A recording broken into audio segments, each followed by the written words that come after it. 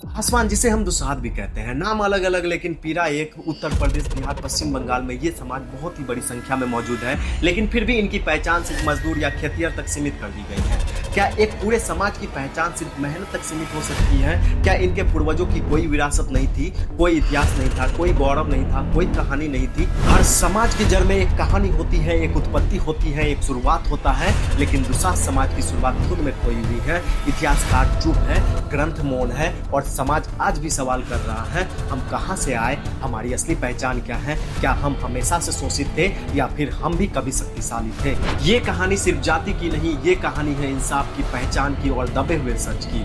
पासवान समाज यानी दुसाध समाज सिर्फ ऐसी कैटेगरी की नहीं, ये वो लोग हैं जिन्होंने सदियों तक अपना दर्द छिपाकर देश को चलाया। लेकिन सवाल अब भी वही है, क्या सिर्फ मेहनत करने के लिए जन्म लिया था या इतिहास ने इन्हें जानबूझकर पीछे धकेल दिया? और सबसे बड़ा सवाल, दुसाध जाति की उत्पत्ति कैसे हुई? कौन थे इनके पूर्वज? क्यों इनका इतिहास सबसे ज्यादा धुंधला है? क्या ये किसी प्राचीन योद्धा वंश से जुड़े थे या किसी राजवंश से, या फिर समाज ने इन्हें इतिहास से मिटा दिया? आज हम जानेंगे कि पासवान या फिर दुसाध जाति भारत के सबसे बड़े दबे हुए समाजों में से एक है। उत्तर प्रदेश से लेकर बंगाल तक लाखों लोग एक ही सवाल लेकर जी रहे हैं, हम कौन हैं? लेकिन ये तो बस शुरुआत है। असली कहानी और असली सच और असली इतिहास अभी सामने आना बाकी है, क्योंकि हर दबा हुआ इतिहास एक दिन बोलता है। अगर आप भी दबे हुए इतिहास जानना चाहते हैं तो इस पेज को फॉलो करें, ताकि दबे हुए इतिहास आप तक सबसे पहले पहुंचे। 1891 ब्रिटिश भारत का दौर चल रहा था, जब भारत सिर्फ एक देश नहीं था बल्कि एक सर्वे प्रोजेक्ट बन चुका था। हर जाति,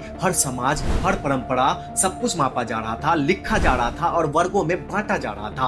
और इसी दौर में एक किताब लिखी जाती है, the tribes and caste of Bengal. एक ऐसी किताब जिसने बंगाल, बिहार और छोटा नगरपुर के समाजों को अंग्रेजी नजर से परिभाषित किया। और इस किताब के लेखक थे C.H.H. रिस्ले। रिस्ले कोई आम आदमी नहीं था, वो एक ब्रिटिश अधिकारी था, नृविज्ञान यानी एंथ्रोपोलॉजिस्ट था, जिसका काम था भारत के जातियों को वर्गीकृत करना, उन्हें नस्ल, पेशा और सामाजिक दर्जे में बांटना और ब्रिटिश सरकार को बताना कि कौन कौन से जाति है। लेकिन सवाल ये है, क्या किसी विदेशी कलम किसी समाज की असली पहचान लिख सकती है, या फिर वो वही लिखता है जो सत्ता देखना चाहती है? और उसी किताब में रिस्ले एक नाम लिखता है, दुसाध यानी पासवान समाज, और वो लिखता है दुसाध यानी पासवान बिहार छोटा नगर की एक खेती करने वाले जाति है। बस एक लाइन, एक पूरा समाज सिर्फ एक लाइन में समेट दिया गया। सोचिए, अगर कोई समाज सदियों से खेती कर रहा है तो क्या वो कभी जमींदार नहीं रहा होगा? क्या वो कभी शक्तिशाली नहीं रहा होगा? क्या वो कभी निर्णय लेने वाला नहीं रहा होगा? या फिर उन्हें जानबूझकर सिर्फ मजदूर का पहचान में कैद कर दिया गया?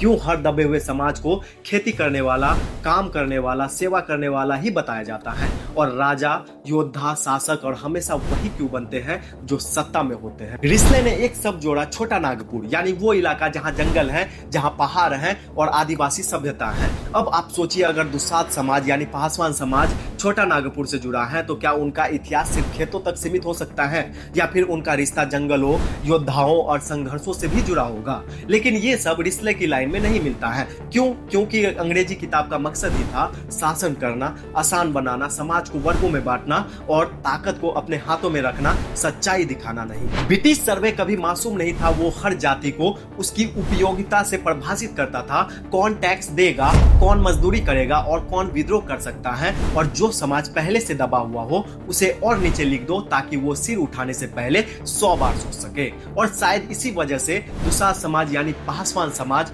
सिर्फ निचली जाति कहकर उन्हें इतिहास के हंसियों में डाल दिया गया। लेकिन एक बात याद रखिए, कोई भी समाज सिर्फ पैसे से नहीं बनता है। हर समाज के पीछे संघर्ष होता है, खून होता है, बलिदान होता है और कभी कभी राज भी होता है। तो फिर सवाल वही है, क्या दुसाध समाज यानी पासवान समाज छोटी जाति की है, या ये वो सच है जो हमें बताया गया, या फिर असली इतिहास कहीं और छिपी है? रिस्ले की किताब में एक शुरुआत होती है लेकिन अंत नहीं, क्योंकि जो इतिहास सत्ता लिखती है वो अक्सर अधूरा रहता है, और जो इतिहास दबे हुए लोग जीते हैं वो सबसे सच्चा होता है। लेकिन वो इतिहास लिखा नहीं जाता। इतिहास हमेशा से एक जैसा नहीं होता है, जो जीता है वही लिखता है और जो हारता है वो अक्सर भुला दिया जाता है। लेकिन सवाल ये है, क्या पासवान समाज हमेशा से दबा हुआ था, या कभी वो भी तलवार उठाने वाला समाज था? क्या वो सिर्फ किसान थे या कभी योद्धा भी थे? एक विचारधारा है, एक मजबूत मान्यता है कि पासवान समाज एक मार्शल योद्धा जाति से है। कहा जाता है कि पासवान समाज की जड़ें राजस्थान के गहलोत राजपूत वंश से जुड़ी हुई हैं।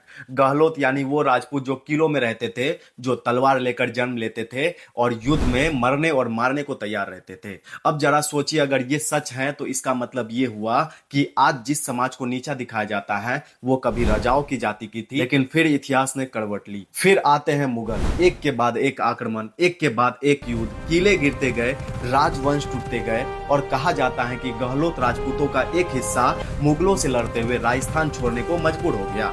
ये कोई यात्रा नहीं थी, ये भगाना था, ये बचाव था, ये जिंदा रहने की जंग थी। कल्पना कीजिए, रात का अंधेरा है, पीछे जलते हुए किले, सामने अनजान रास्ते, महिलाएं, बच्चे, घायल योद्धा और एक फैसला, या तो धर्म बदलो या फिर सब कुछ छोड़कर निकल जाओ। और कहा जाता है कि इन लोगों ने धर्मांतरण से इनकार कर दिया। उन्होंने कहा हम झुकेंगे लेकिन बदलेंगे नहीं। और फिर ये लोग राजस्थान से निकल पड़े पूरब की ओर, बिहार, झारखंड, बंगाल। कोई महल नहीं, कोई किला नहीं, कोई सेना नहीं, सिर्फ और सिर्फ एक टूटा हुआ अतीत और एक अंधकार भविष्य। यहीं से शुरू होता है स्थापना, यानी अपनी ही जमीन से बेदखल होना।